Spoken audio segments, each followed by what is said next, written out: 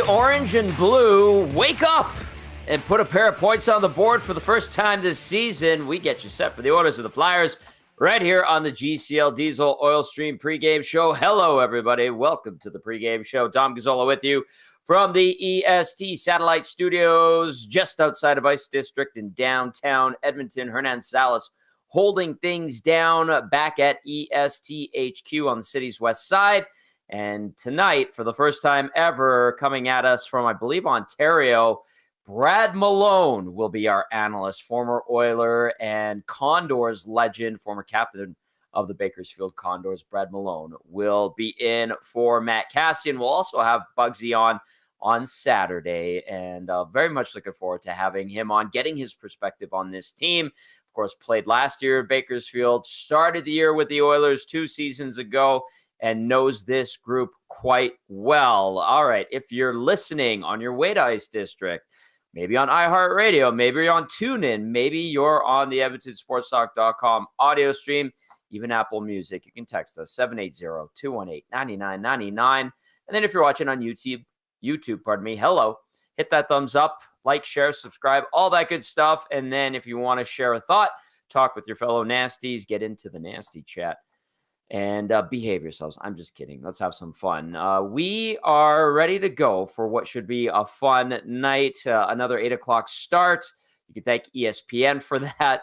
9 games on the NHL schedule. And if you're going, what the hell is up with these 8 o'clock starts? Well, a lot of doubleheaders. And yes, it is due to TV.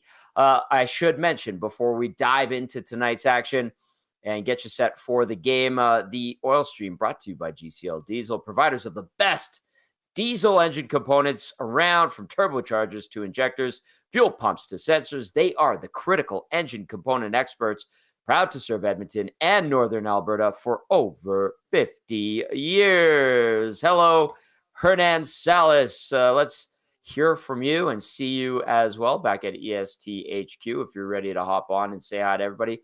Hola. Can you hear me? I hear you. All right. I love it. Can you hear me? After Saturday's fiasco, I'm just making sure. Yeah, but Tom, interesting game tonight coming up. I think the Oilers are playing a team they should be, but we said the same thing about Chicago on Saturday night. This team's going to come in hungry. Torts is going to have them ready to play. I know today in his pressers earlier on, he was saying that he's not afraid to match up anyone. So I don't buy that, but I don't buy that either. And then you see the forward lines. They went into the blender. They're going nuclear on the first line. It usually works, Tom. I'm not going to sit here and be like, oh, I can't believe. I don't like that they're doing it this early. I understand why they're doing it, and hopefully they can find a way to get some goals, and hopefully the other 3 lines as well play up to the standard, because sometimes when they load up that line, it's the other 3 lines kind of suffer a bit too. So I'm intrigued by the lines. I know with Gager on our show today, we were talking about if this is going to last. No. How long? Shouldn't. 20 minutes, 40 minutes is going to go the whole game. I think the over-under, we said at 20. I think most of us took just slightly over. They'll probably switch it, depending on what the score is in the first period, of course. And then, I mean, for me, the big one is the third partner for Darnell Nurse tonight. It's going to be Troy Stetcher trying to get in there and solidifying that spot with Darnell Nurse. And we'll see what happens, Tom. I just can't see this team going 0-4. It would absolutely blow my mind. Even though 0-3 blew my mind, 0-4 would blow my mind completely. I wouldn't know what to say. I know, and I'm already seeing a lot of that, just being around town, running into friends, running into people that are out and about, and they just roll their eyes and they go, what's going on with this team? I'm like, they've got a lot of problems. And you mentioned some of them off the hop there, Nanso. So, yeah, share your thoughts, 780-218-9999. We'll read as many texts as we can. And if you are watching on YouTube, of course, you can get into the nasty chat and explain how you feel about this 0-3 Oilers team taking on a 1-1 Philadelphia Flyers squad. Okay, we're going to get into lines. We're going to get into the injury report, and then we're going to get Brad Malone, who is getting set to make his debut as our game analyst right here on the Oil Stream pregame show. I will begin with the Oilers lines. Here's how they skated this morning at the morning skate. McDavid between Draisaitl and Hyman, like Hernan was mentioning, the nuclear option. Nugent-Hopkins between Podkolzin and Arvidsson. Henrique centering Jeff Skinner and Connor Brown. Then you had Derek Ryan with Matthias Janmark and Corey Perry on defense for the Oilers. Ekholm with Bouchard, no surprise there. Nurse with Troy Stetcher. So like Hernan mentioned, a third new partner on the back end for Nurse. Is this a Darnell thing? Is this something that's indicative of that right side of the Oilers blue line where Stetcher, Emberson, and Travis Dermott have all paired up with Darnell Nurse? Brett Kulak's playing with another partner tonight in Ty Emberson. So there's another guy trying to get acclimated with the three new guys on the right side. Like I mentioned, Travis Dermott earlier, he is the lone man out for the Oil. As for the Philadelphia Flyers, here's what we're anticipating. Morgan Frost centering Owen Tippett and Matvey Michkov. Jet Luchenko between Tyson Forster and Travis Konechny. Sean Couturier, the veteran, with Joel Farabee and Bobby Brink. And then Ryan Poehling centering Scott Lawton and Garnet Hathaway. On defense for Philly, Cam York with Travis Sanheim, Eric Johnson with Jamie Drysdale, and Igor Zamula with Rasmus Ristolainen. No Noah Cates, no Nicholas Deslauriers, and no Emil Andre for the Flyers. Starting in goal for the Oilers, 25-year-old Stu Skinner, 0-2 on the season, 540 GAA, 805 save percentage in his 2 appearances this year. Skinner lifetime versus the Flyers, 2-0-1, 163 goals against average, 950 save percentage in 3 games. And then at the other end of the rink, 24-year-old Samuel Ersson, 1-0 this season, 185 goals against average, 923 save percentage in his lone appearance. He will face the Oilers for the first time in his young career. That brings us now to the Advantage Sports Medicine injury report. At Advantage Sports Medicine and Physiotherapy, we treat you like the pros. Our multidisciplinary team includes sports medicine physicians, along with highly skilled physiotherapists, strength and conditioning coaches, and massage therapists. Whether you're recovering from an injury or looking to enhance your performance, we treat you like a pro using the same locker room approach trusted by the best in the game. For the Edmonton Oilers, just the one injury right now on LTIR of note. It is Evander Kane, abdominal surgery. Roby Arventi, who was traded for Xavier Bourgault, is still up here in Edmonton recovering from knee reconstruction. That is worth noting as well if people are wondering what happened to that guy that the Oilers traded for when they got rid of Bourgault. Well, he's still here, and he's working his way back after blowing out his knee last season. For the Philadelphia Flyers, Nick Seeler on the IR, undisclosed, and then Ryan Ellis continues to heal up his back. Missed all of last season. Not sure what the situation is there, if we'll see Ellis back patrolling the Flyers blue line anytime soon, if at all. So there you go. That is your Advantage Sports Medicine injury report. Text us 780-218-9999 and then get into the nasty chat as we get set to bring in Brad Malone for his debut on the pregame show. Let's see what's going on here in the text line. Taylor from Indiana says Knobcroft is flailing. Starting to see a lot of references to Jay Woodcroft coming in the last few days as well. And let's bring Bugsy in because he knows Jay Woodcroft very well, having played for Jay as a member of the Oilers and the Condors. What's up, Bugsy? Welcome to the show. Are you ready to make your debut, pal? I'm pretty excited, actually. It's a little later out here on the East Coast, but I'm just trying to do my best Keith Yandel impression today, so let me know how I do. Well, you're going to be great. You're always thoughtful, great personality, and obviously a ton of experience and fantastic insight. And I thought, I'm like, what is Bugsy doing? Like, maybe he wants to try his hand at a little on-air time as an analyst because Matty Cassian is tied up, and we like to go and try to get some players that know this team well, obviously, and know better than yourself because you've been a part of the organization for a long time. Let's start with that. How is retired life? Like, what's it like not playing? You've been playing forever, obviously up and down in the NHL and the AHL. An adjustment, I'm assuming? Yeah, I really enjoyed the summer, to be honest. That was solid. Just golf. Sunday afternoons weren't as anxiety ridden, getting ready to go back to the gym on Monday. So yeah, that was solid. And then kids are back in school now, so a little more time to myself, but I haven't mixed in a pregame nap in 6 months, which has been a big part of my life and routine. So oh man, yeah.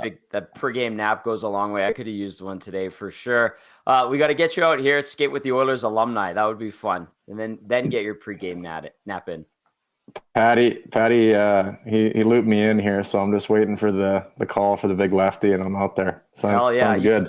You could be my center any day, Brad. All right, let's get into Game Changers with Brad Malone. Brought to you by Damon Bunting, Remax Elite. Damon Bunting, consistent top producing realtor in Greater Edmonton and among Western Canadian Remax realtors. He and his team would love to help you find that right home or make the move from your current home. Check him out, DamonBunting.com, or visit his Instagram at Damon Bunting Real Estate. And you came prepared today, which I love. You have a chart that you want to show. Hernan will put it up when you cue him. And number one on Game Changers tonight, Bugsy. Yeah, just trying to limit those goals against, Tommy. I think just, in my experience with the organization and just going back to the meetings that we had at the start of the season, it's always been an emphasis. Everybody knows, it's no secret that this organization is built from the top down and the firepower we have. But, it always seems to be just a shaky start every year, just trying to limit those goals against. And if you can cue me up with that chart, one thing that over the last probably 5 to 10 years, hockey's really kind of adopted is talking about that home plate structure, right? Surrounding your home net. And as you can see where the goals are going in, we're just as a whole, not any individual. And certainly when you look at where these goals have been scored from,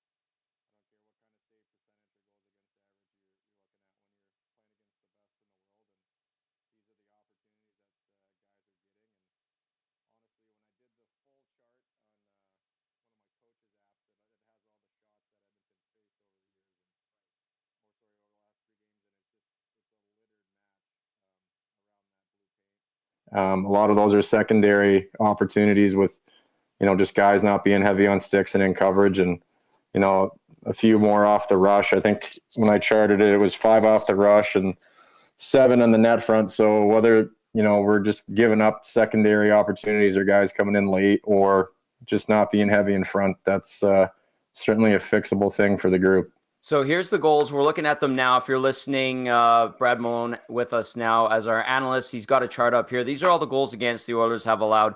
Obviously, you talk about the front of the house. There's a good chunk of them there. What about the goals from distance, Bugsy? There's a couple kind of off to the side. I'd say close to the top of the circle. There's 3-point shots that look like they made their way through. Like, how concerning is that, or what is that indicating to you? Well, I went back and watched all the goals against here just this morning, trying to do my homework and be a good student. And, the two, if you're looking at the screen here, the two over on that right dot, those are on the power play. Those are kind of, those are things that, pucks are kind of going through screens or going through the seam. And, the goalie's got to track a long way to get over. And obviously with traffic in front, the ones here up in the top left, that was the Anderson goal. And Soderberg for Winnipeg, is that who it was? Off the rush, like those two up top left, and then the one that Picks probably would like to have back from inside the slot right in the middle. But again, even those goals down by the blue paint, like the shots came from the outside, and guys are shooting for secondary and third opportunities now, and it really looks like a lot of the offensive strategies that these teams are employing, or they're trying to drag 3 high up by the blue line, 2D and a forward, which sucks up, and then it's really they're just trying to create like a 2-on-2 or 2-on-1 down low at our net, and as you can see, the results are what they are. Bugsy, is that game planning banking on the Oilers D not picking up assignments like we've seen on these goals this season? Do you think that's what the opposition coaches are seeing this year from the team? Yeah, well, just with the video, and obviously the whole league, following that run that they had, and teams understanding, Oh, am I frozen? No, I see you. All right. And then just what teams I've kind of saw over the last, 3-4 series in the coverage that Edmonton deploys here in the defensive zone, that low forward will flex out on that high guy in the slot. Mm-hmm. And the higher he comes, whether it's off a face-off play or a low to high, that's going to drag somebody up. And, for me, analytically, you probably have a higher percentage of scoring and getting a stick on it if there's less bodies. So it just seems to me that, people are looking to that, and certainly the tail of the tape is right there. All right, that's number one, goals against. I'm going to add like a 1A to this, mix it in there. In the D zone, from what you're seeing from this team, Bugsy, how much of it is the Oilers, when they have possession, making sloppy passes? And I'll just say it. They seem like they're sloppy breaking out. Am I onto something there, or do you think that's a bit of a misconception? It's hard to hide behind the tape. Certainly, I think some of the mistakes that the guys have made, they'd want back. But, put my analyst hat on here. I think the biggest thing is just, for me, following, obviously, as a fan and an ex-teammate and a friend, just a tough preseason. I just didn't think that we really buckled down on the details in that area in preseason, the amount of goals we were giving up, and a lot of chatter about last year, a lot of chatter about, fatigue and whatnot. But at the end of the day, these other teams are, they're buckling in the preseason and sharpening up those details. And, right now, obviously those details aren't our strength, but clearly, with the guys returning, we know we're capable. It's just a matter of, knocking the rust off and mentally just kind of turning the page. Like it's time to go. Yeah, certainly, because it is the fourth game of the season. 0-3, the Oilers sit heading into this one against the Flyers. Brad Malone, our game analyst tonight. We are in the middle of Game Changers, brought to you by Damon Bunting Remax Elite. Number one was goals against. Bugsy brought his homework and his charts. Great explanation there. Number two, Brad, lineup adjustments.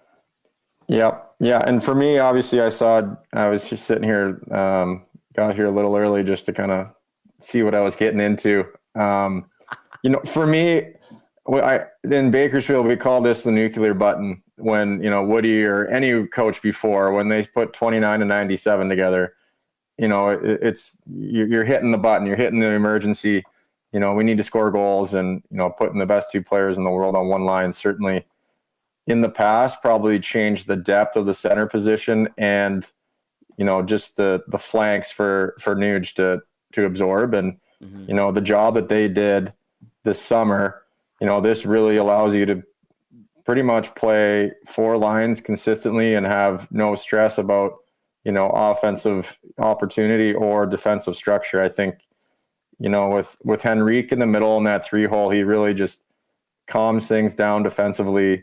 He's going to play a 200-foot game. He's trustworthy and reliable. And then, you got Nuge with Podkolzin and Arvidsson now. Those are, two guys that are, completely different on the size end of things. But in terms of, physicality and energy, I was thinking about that line today. Just, Nuge is going to be able to control the middle of the ice and, distribute pucks to either, both sides really that are going to be a hard forechecking presence and, just be a hard line to play against. I can see Knobloch probably playing that line, against their top line and using them as a checking line and, trying to create some energy.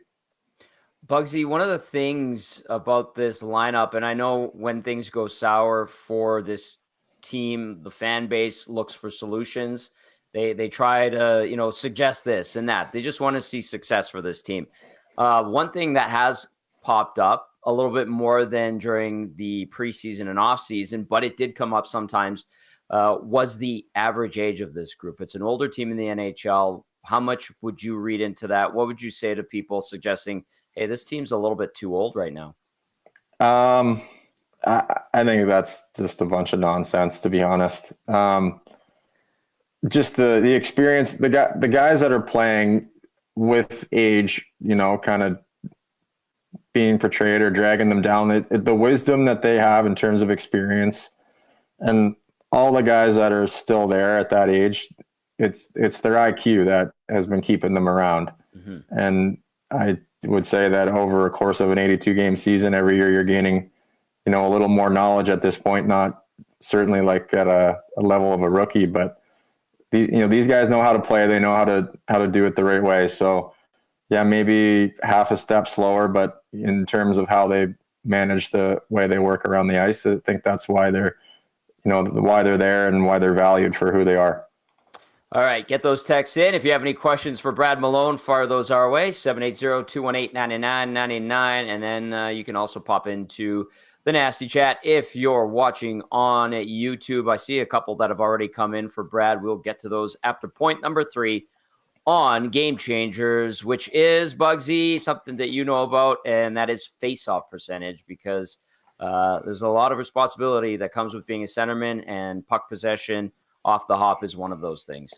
Yeah, and I think it just kind of ties in back into our last 2 points about just, defensive coverage and goals against, and just the way this lineup is kind of set up tonight. I think we're second in the league at 58%. We're humming at 60% on both the penalty kill and the power play. You get these forwards the puck. I think it's just about controlling possession. For me, being able to have that identity as a team over the course of an 82 game season is going to pay massive dividends for not only just, again, talking about the age of the group, but just the health. I think the longer that you can, stay in offense, and just, especially for those D, not taking forechecks and not having to eat pucks all year, and, just being a puck possession team like we want, that's, to me, that was the biggest sign for me in terms of things flipping. If they can keep that number up in the 55, 56 area, that's an elite stat, and something that, it's going to be very valuable for the players that we have.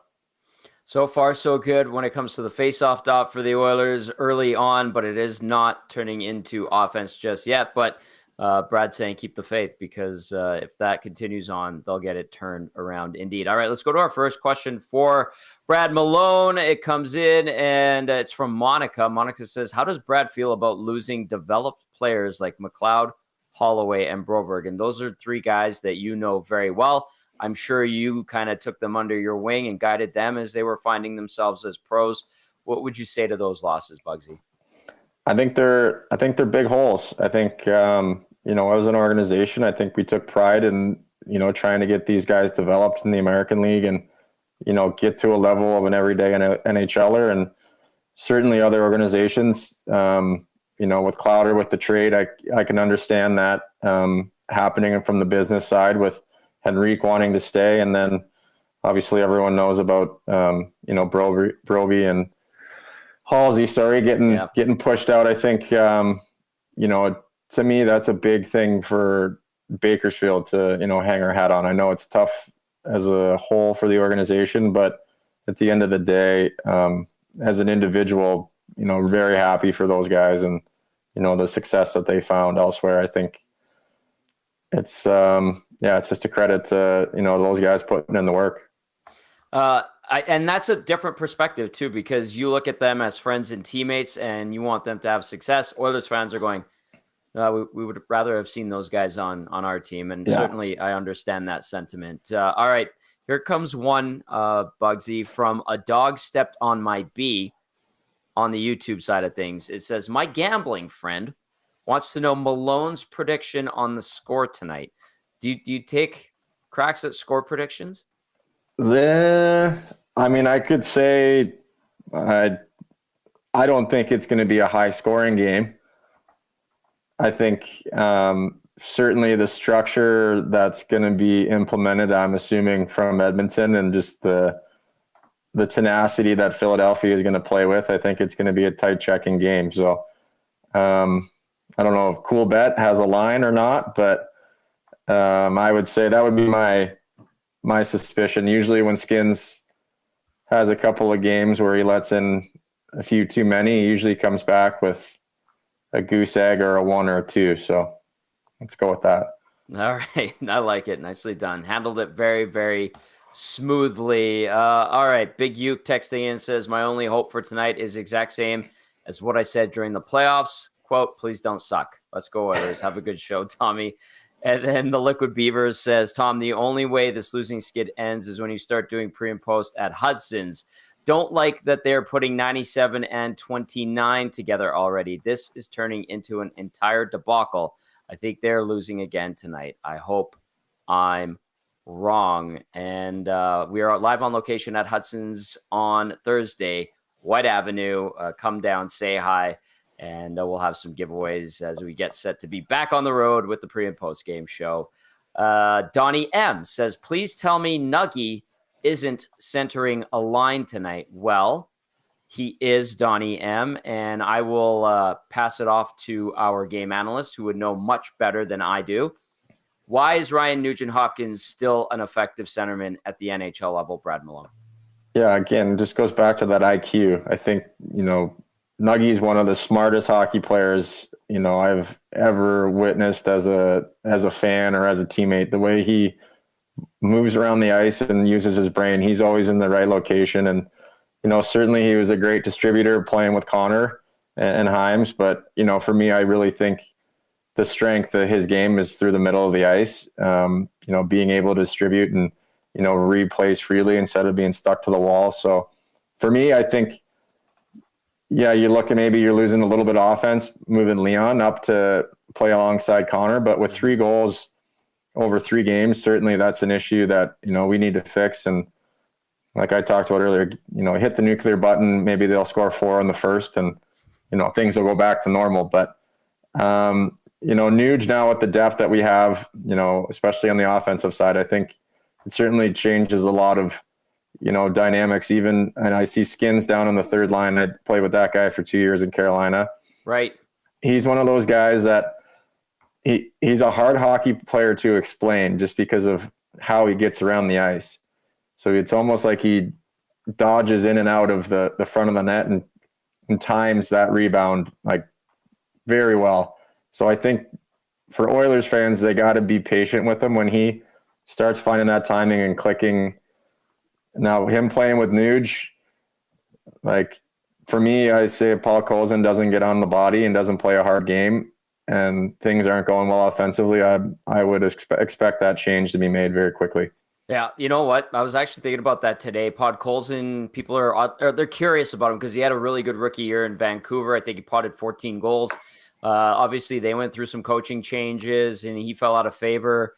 So he gets his fresh start here. But yeah, Jeff Skinner, a known commodity in the National Hockey League. And I'm glad that you have that experience playing with him. Here's another one that came to mind too. We're going to watch Ty Emberson back in the lineup. You would have played against him when he was with San Jose. And he's just playing his 33rd NHL game. A lot of expectation for him here, Bugsy. People liking his advanced metrics, saying, well, in 30 games with the Sharks after he got his chance there, looked pretty good. He was with Darnell Nurse. Darnell Nurse is always a lightning rod for criticism because of the contract. You played against Emerson. You played with Darnell. What can you say about either guy in their situations that they're in right now? Yeah, to me, tried not to really. If I was playing against the D, I only noticed him if he was hard on me. And right. in the American League, there was few and far. So I had some crazy. You're a beast. You're a beast. But yeah, for me, the eye test with Emberson, I don't care what metrics are saying. Certainly, he just doesn't look up to speed. I understand the value that he's bringing because of the trade with Cody and that situation. But for me, I think he's on a short leash here moving forward. I think you want to talk about a guy like Stetch coming in. I think he's very capable being a good puck mover. He competes, in all 3 zones and, certainly has a nastiness to him for his side. Whereas defensively, I haven't seen that much out of Emberson. I've kind of seen him gravitate back towards the front of the net and just kind of stand there and right. Understanding that is a part of the structure, but there are reads within that structure that, he has to flex out and, find coverage away from the net. So for me, I'd say he's on a short leash. And then, Nursey, he's got to get out of his own way. He's, what he does on a nightly basis is undervalued. The guys love him. He's certainly somebody that, needs to perform at a high level for this team to win. And I think he understands that. But when the criticism is always coming in about the contract and there's a distraction or almost he's reaching for straws in terms of trying to match that contract, I think someone just has to tell him, other than the media within inside the organization, for him to just be himself and just be his best and really just worry about his own end and be hard. And that's really all we need from him if these guys are scoring. Well said. Brad Malone, great debut. How did you feel? You're in an analyst role now. Well, I mean, I'm sitting here, so I might as well be talking. I don't know. It's good. Yeah. I got more compliments working with Holtby doing the color than I did playing. I'm not kidding.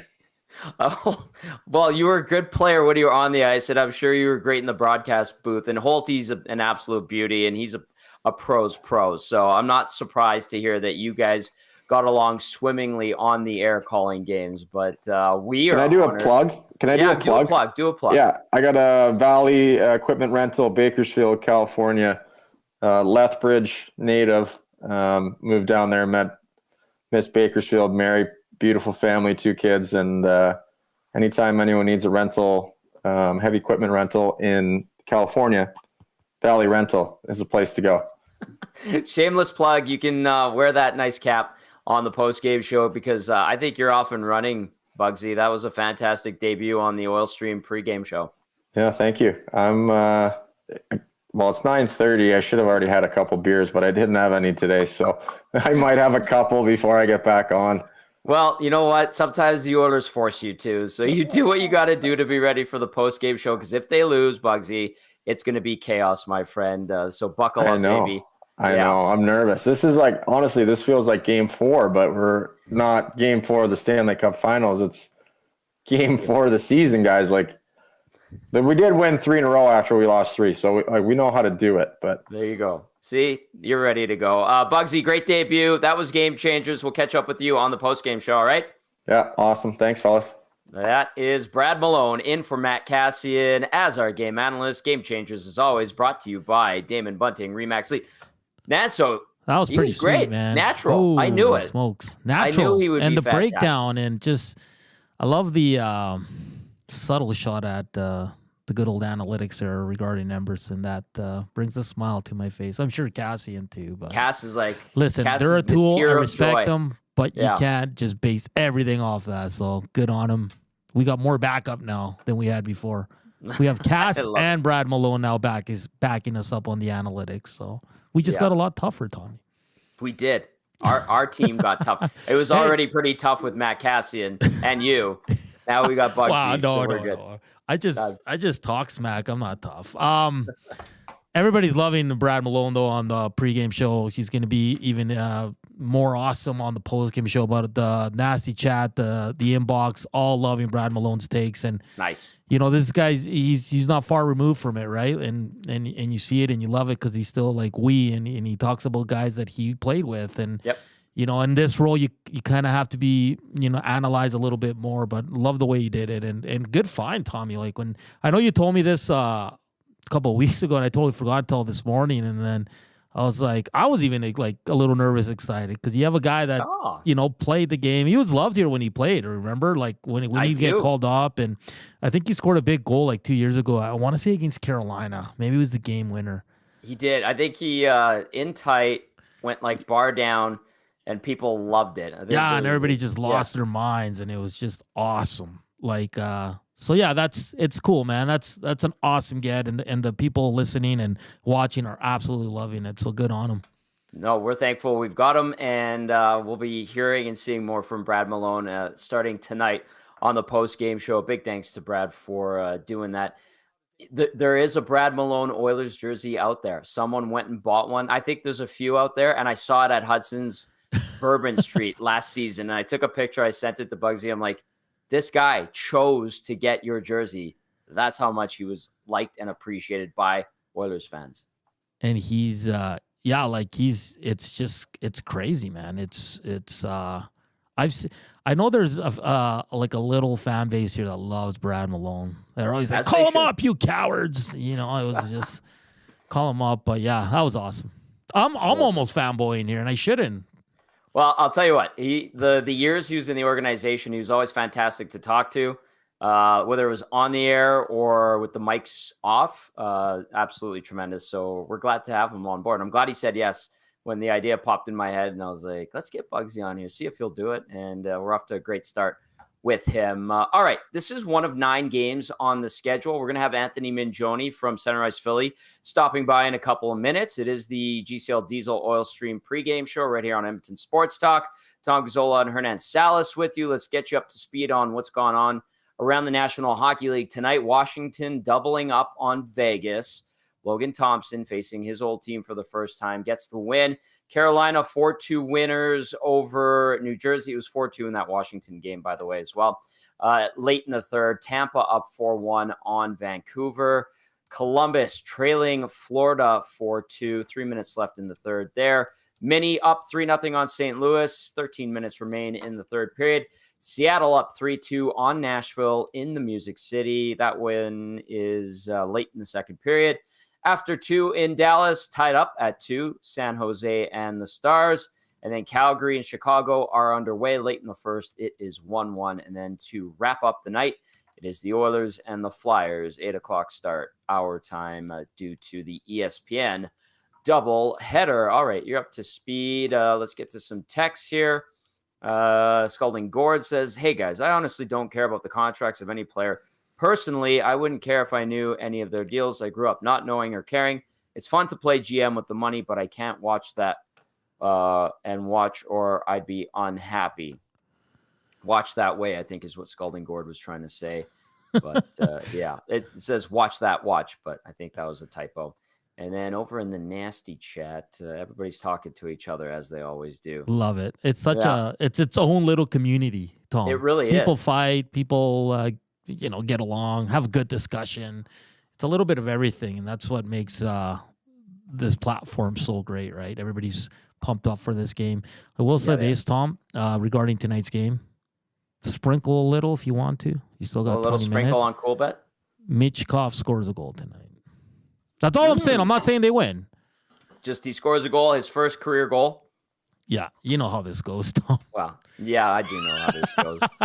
If it's not a former Oiler, it's a rookie or somebody looking to break a milestone. Tends to happen against the Oilers, regardless of their situation. We are going to get to Anthony Mingioni in just a moment here, but I should remind folks that portions of this hour brought to you by Hudson's, Canada's Pub. Of course, on Wednesdays, you're always invited to watch any sporting event that's going on, including Oilers games when it is Wing Night. Wing Wednesday, 49-cent wings. Also, you get $6 house draft featuring the new Blueberry Blonde Ale. Book your reservation now at hudsonscanadaspub.com. Wing Wednesday tomorrow, 49-cent wings. And then on Thursday, we're live on location at Hudson's White Avenue. Looking forward to seeing Connor and Berger and the whole crew there. Fantastic. Great to be on board with Hudson's again this season. And you'll also be able to catch us at Boston Pizza Westgate. That's the one right across the street from West Edmonton Mall. And we'll let you know about those dates and when we're there. You can catch it on our website. We have our own location page that Maddie always updates. And so, Hudson's back on board with us here on the Oil Stream. All right, let's get to Anthony Mingioni. He is ready to go. Time now to take a look at the Philadelphia Flyers, and we do so with Anthony Mingioni from Center Ice Philly. What's up, Anthony? How was the summer, and how has the first few Flyers games been for you? Summer was pretty good. Not too many complaints on that front. Weather was good here. Some summers it's a complete slog fest with humidity and everything, but this year was actually kind of nice, and the fall's been pretty good too. But Flyers, it's been an interesting start to things for the season. Certainly preseason was fascinating, and obviously one of the things everybody's very excited about is number 39, and he's finally got his first point the other night, so that was good. So I think that was a good development to see before he has his first game back here in Philadelphia officially, where the numbers count. Well, let's start with Matvei Michkov because, like you said, he does have his first point. 2 games into his NHL career, lots of excitement around this player. What's your read on him early on? And then, for those that might not know his story, the potential that he has as an NHLer. So yeah, been impressed. Like I'm always, when it comes to a player coming over for the first time, granted he had the advantage of playing a couple seasons in the KHL, but again, playing against men, so that was something I kind of took into account. Where not to say my expectations were higher than expected, but I looked at the situation with him and said, I want to see how he kind of adapts to North American play. And what I've noticed about him is he's exceptionally high compete level. That's something that, I don't think there's any question of that. He's, on the ice, his vision is very apparent. I think his teammates are, I think, getting used to having to realize and saying he's one of those players where you better keep your stick on the ice at all times, because he's going to there's a very good chance he's going to find you. Interestingly enough, they've experimented with him on the left wing early in the season, but tonight he's going to be John Tortorella has shifted him back to his natural right wing position. So we're going to see how he looks, in this game, playing on his natural right side, to see if they can, shake things loose. I think the reason why they had him on the left side, they liked Konechny being on the right. They preferred Travis Konechny being on the right, so they kind of just wanted to experiment with that and see how that went. Mm-hmm. And now, again, the lines have shifted a bit. He's going to be playing, I believe, with Frost and Tippett tonight. Tippett will be on the left side for this one. So to me, it's going to be fascinating to watch. I'm especially excited to see him and Morgan Frost play together, because I think these are two players that have high IQ on the ice, and I'd love to see. I would really like to see the two of them work together and see if they can click here over a little period of time here. It was interesting too during John Tortorella's availability today, as he was talking to us. He said that he's comfortable throwing anybody out there against McDavid and Draisaitl. We're going to see McDavid and Draisaitl. At least it looks like those two are going to start together. What do you make of Tortorella's comment on that? And do you believe him that he's okay with just throwing anybody out there against two of the best in the world? Well, I think he was referring specifically to the possibility of Jet Luchenko playing against him tonight, which is, I think that was the context of the comment, because Luchenko didn't play the Calgary game. They didn't want him playing on back-to-backs. He's a young, player for this league, especially within his draft year. I was under the assumption for a while there that he was going to be in the preseason, Luchenko, and that he was going to, at some point, go back to Guelph. But he very much impressed the brass, and very much has impressed John Tortorella. Because I think, for the Flyers' issue is also the fact that they lacked center depth in the system. Right. And a player like Luchenko, who plays definitely at an NHL pace, I think they feel like he can actually, from a speed perspective, maybe be able to match up with McDavid. I mean, his speed is pretty impressive as a young player, and Tortorella's been extremely complimentary of Luchenko. He really seems to like him. I'm at the point right now where if I had to, before I would have said there was a decent chance he would go back to Guelph at his 9-game trial. I think there's a more than decent chance he's actually might be staying with the team. Wow. It's just Tortorella seems to be very much. I don't know if he's the phrase infatuated, but he's very much I think he very much likes Luchenko, and I think he's trying to also, when Tortorella says that, I think he's trying to instill confidence in his players in this case, because I think he knows probably Edmonton's, itching to get things going here. And there's this is an opportunity here. So maybe this is a case of, kind of giving his players confidence going into this game to play with Edmonton, a finals team from last year. Yeah. Anthony Mangione joining us now from Center Ice Philly as we get you set for the Oilers and the Flyers right here on the GCL Diesel Oil Stream pregame show. All right, this Flyers team off to a 1-1 start. From what you saw in Calgary and Vancouver from this Philly team, how is their overall game looking early this season? 5-on-5 play, I've been pretty impressed with the exception of the first period of the Vancouver game, where Vancouver really was kind of taking it to them in the first period. But then it was a bit of a rope-a-dope, so to speak, in game one.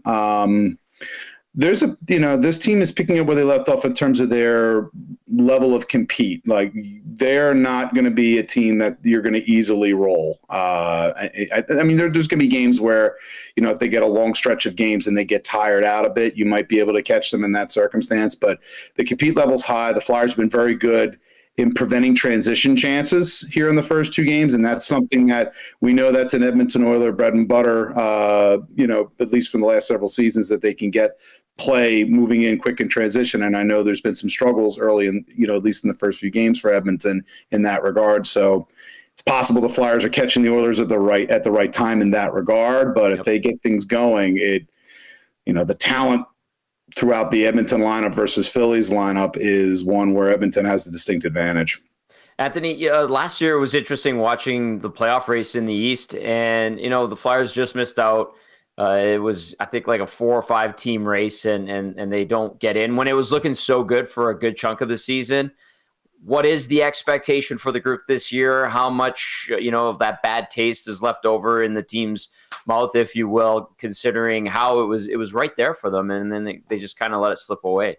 I feel like, in many ways they played above what their actual talent base was for most of the season. Mm-hmm. They were buoyed very much, I think, by really early in the season, really good goaltending play when they had both Carter Hart and Sam Ersson. And then as the season wore on, after obviously Hart left, after he was placed on leave from the Flyers, obviously with the Team Canada situation, that you were putting the lion's share on Sam Ersson's shoulders, and they didn't necessarily have the same level of backup play. Like, the one thing that the Flyers really could benefit from, especially in playing in Tortorella's system, was you have to have reliable goaltending behind them. So Ersson, I think, did about as well as he could, but this is about as long as he had ever played, or as many games as he had played in a season in his career. So I think when his play kind of dipped a little bit and they didn't have the backup play that was good enough in games that he didn't start, things started to kind of fall apart a little bit down the stretch. It just felt like a team that just ran out of gas and came short of the finish line there late in the season, where certain teams began to surge late, but Philly began to wear. That was the read that Philly kind of wore down towards the end of the season.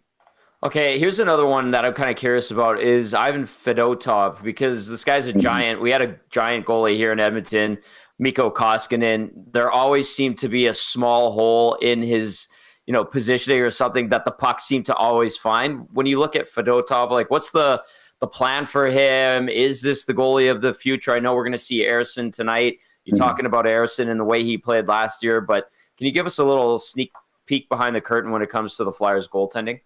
Absolutely. So Fedotov's, it's an interesting situation because I don't necessarily know that they were expecting to have him, considering what his situation was in Russia, and he was kind of tied in there with CSKA in Moscow, and then then he became available to come over, and that was. At that point, the Flyers were looking for any kind of backup goaltending play that they could get, and they were kind of hoping that Fedotov could give them some level of stability. But it's a big ask when you've played when you're a 28-year-old goaltender coming over to the NHL. Remarkably, his English again was better than I expected. In terms of, it's still a little bit broken here and there, but he's able to communicate well. And in many ways, I think he's right now actually one of the key figures in helping Matvei Michkov transition, obviously, into the NHL, along with defenseman Igor Zamula. Those two players, I think, have been are greatly helpful to Matvei. The thing that I'm concerned with Fedotov is he is very much your classic blocking goaltender. And he relies very much on his size. Right. His lateral movement isn't fabulous, and that's the one thing that does concern me, is that the NHL is not really a blocking goalie league in this circumstance. And now he's got the additional potential pressure coming now of Alexei Kolosov, who came over also, with a similar, difficult situation. Initially wasn't coming over, then decided to come over. Kolosov, on the other hand, has that class. He's more built in the classic really good lateral movement. Not as big, obviously, as Fedotov, who's 6'7" versus Kolosov, I believe, is about 6'2". The running joke I had during the preseason was if you splice Fedotov's size with, Kolosov's lateral movement, you'd probably get You'd probably get Andrei Vasilevsky, Right. if you combine them both together. So I think the jury right now is a little bit out on Fedotov. I think, especially with Kolosov being here, how long, there's still the loan situation potentially that might happen if Fedotov stabilizes. Kolosov wants to be playing in the NHL. If he's not playing in the NHL, he's going to want to go back to Minsk, but he has the entry-level contract with Philadelphia that he does have to honor.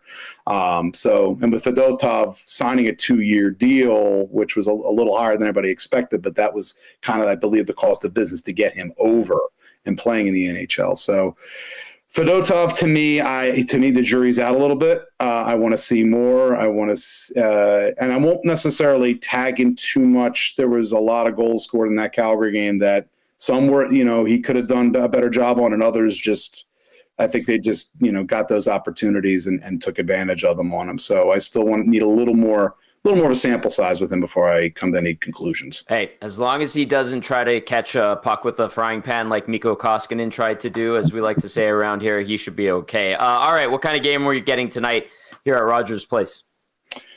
Again, Philly's going to want to keep this thing close, tight checking, I would say. If the game turns into a high-scoring affair, it's probably going to be to the Oilers' advantage in this case. I think John Tortorella wants to, again, the game plan here is limit transition. Mm-hmm. If you limit Edmonton's transition, I think Philadelphia has a better than a puncher's chance of winning this game, at least based on where Edmonton is at right now. If you get Edmonton maybe later in the season where things are really starting to kick into gear, I would say maybe this might be a tougher order. But I think this is a 50-50 game. Yeah, I'm with you on that one. And you know what, Anthony? As long as during that transition game, if the Oilers keep launching grenades at each other like they have been with the puck on their breakouts, I like Philly's chances as well. Hey, thanks for doing this. Good to see you, and we'll reconnect when these two teams get together again later this season. Sounds great, Tom. Thanks for having me on. There you go. That was Anthony Mingioni from Center Ice Philly. Great stuff from him. Excellent guest as always, and we'll probably reconnect with Anthony in February. The Oilers and Flyers play in Philly on the 22nd following the Four Nations. One of my Face-Off. favorites, Tommy. He's great. He's absolutely fantastic. Good to reconnect with him. All right. Can I just say something? You guys were talking there about what it's going to take for the Flyers to win this game, and I think we said it in the opening, but I think I said it on the other show as well, where if Philadelphia brings their lunch pail to the rink today, they're going to be in this game, especially the way the Oilers are playing. Right? This is going to be. It's not going to be easy for the Oilers. Nothing's going to be given. This is a team that I look at, and I look at their decor, look at their youth. The Oilers should, with the experience and being the oldest team in the league, they should be able to handle this game. So I'm very intrigued to see what happens tonight, Tom. This is it's go time for the Oilers, man. Yes, it is. The lineups for the Oil tonight and the Flyers. McDavid with Draisaitl and Hyman. Nugent Hopkins with Podkolzin and Arvidsson. Henrique between Jeff Skinner and Connor Brown. Derek Ryan with Matthias Janmark and Corey Perry. On defense, Ekholm with Bouchard. Nurse with Stetcher. Kulak with Emberson. For the Flyers, Morgan Frost between Owen Tippett and Matvei Michkov.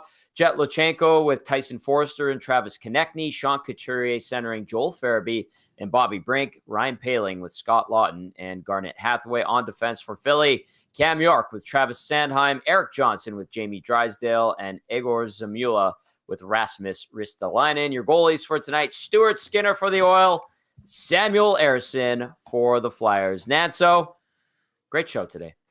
Yeah, that was fun. Great. Brad Malone, Anthony Mingioni, always great. I did pick the Oilers to win 3-1 on EST afternoon, so I got to stick with it. I just think I didn't see this team going 0-3. I can't. Right. Like, this is it. It's another level if they go 0-4, because after that, Tom, they get Nashville and Dallas on the road. Right. Like, this can get ugly, so they need this one tonight. And I'm fascinated to watch the young guys in, Michkov and who's the other one? The center. Jet Lutsenko. Yes, I'm intrigued to see those two players. Always fun when Torts comes to town. You know he's going to have those boys rolling. So, Tom, I'm picking the Oilers to win this one, but if not, it's going to be spicy on the post-game show. But I'm hoping we're having a positive one. It's Brad Malone's first post-game. Let's have a positive one, Tom. I'm sending you to a solo shot. Nasties, thanks for all the messages and on the inbox, and keep it locked on Edmonton Sports Talk, as we'll be back with the post-game show. Nicely done, Nanso. Let's go to the Nasty chat really quickly to wrap up. Easy E says, Torts saw them get pushed around and their goalie getting abused. No response. It's open season on the Oilers now. We'll see if that happens tonight. And then we'll end it with Jasmine saying Oilers winning tonight. So there you go. A little positivity to wrap up the GCL Diesel Oil Stream pregame show. All right, that's going to do it. Big thank you to everybody who tuned in on iHeartRadio, TuneIn, Apple Music, and the EdmontonSportsTalk.com stream on our website. And, of course, to those who watched on YouTube, we appreciate you. Hit that thumbs up on the way out. For Brad Malone and Hernan Salas, I'm Tom Gazzola saying see you on the postgame show. Ciao for now.